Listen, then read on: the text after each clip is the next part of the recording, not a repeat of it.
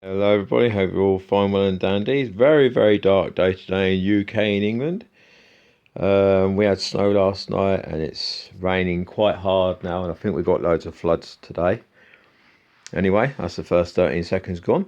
Right, so this is not my ugly face today and not my crap playing. So it's just me talking to you about the guitar, the good old days.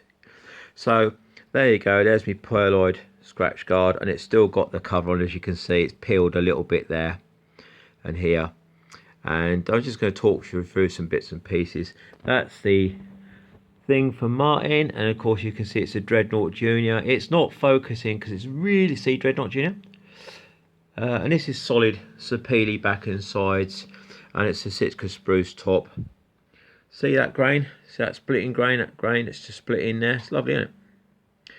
And I've done a few jobs on this. I'll go to the neck first. So the neck had a kink in it roughly about, let me see, let me get my finger in, roughly about here.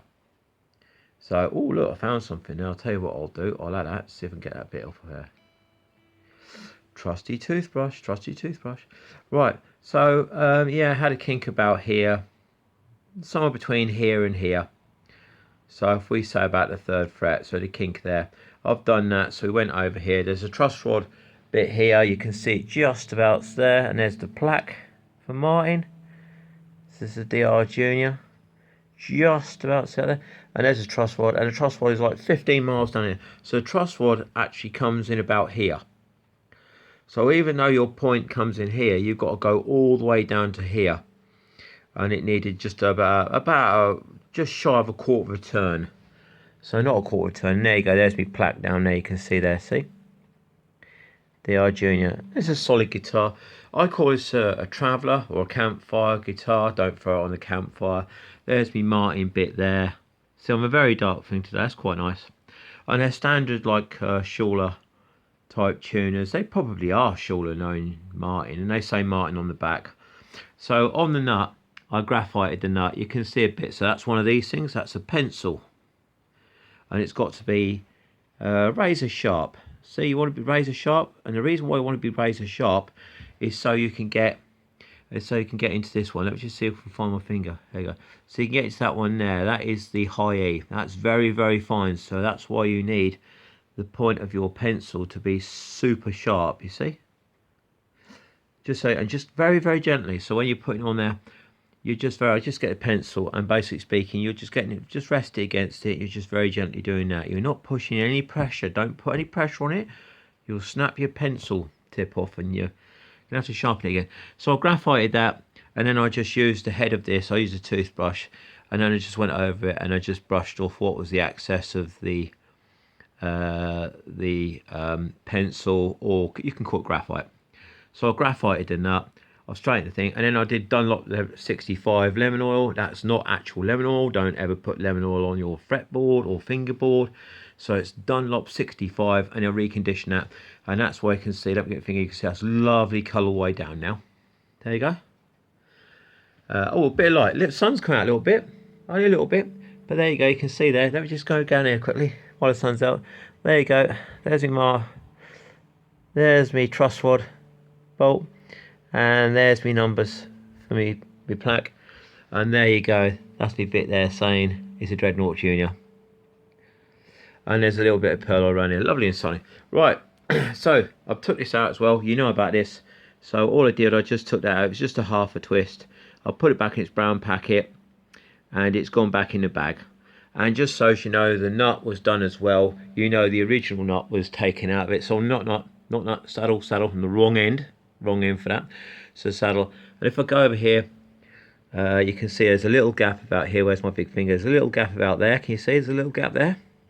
And if I come over here, probably to this side, I'm covering myself again. There's a little gap just here.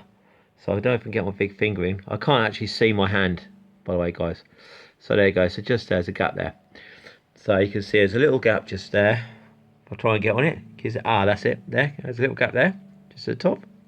And if I come over here, there's a little gap just there as well. And you want a little gap. There you go. And if I go down to the nut, there's a slight lean. So not a lot. There's a slight lean. I'm just going to get a slight lean. See there?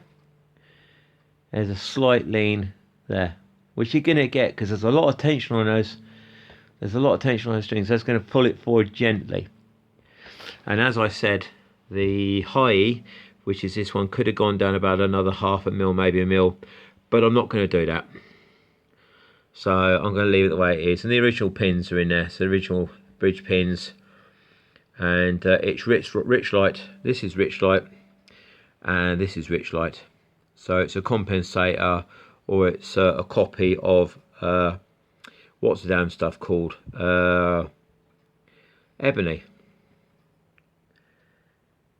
But there you go. So there you go. And this is a bone nut that I put in. I've done it by hand tonight. It takes about 35-40 minutes.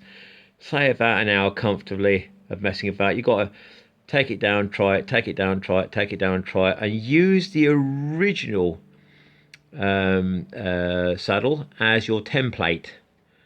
So use the original saddle as your template, and then, as they say, if you want to drop 1 mil down this end, that's 2 mil here. So you know, you want to drop a mil down there, you want to drop about 2 mil here, but I wouldn't do that. I'd drop it about a mil, and then I'd see where I'm going to go from there. As I've said, you can always take too much material off, but you can't add it. You don't want to put bits of cardboard. For instance, you know, if I cut too much off, I'd have to put a bit of a shimmy under there, which is a bit of cardboard or a piece of paper or some tissue. Right, 6 minutes, too long. Right, run out, buy these guitars. They're going to last you 100 times longer than the ones in America. Didn't say that word. Shh. Buy the Mexican ones.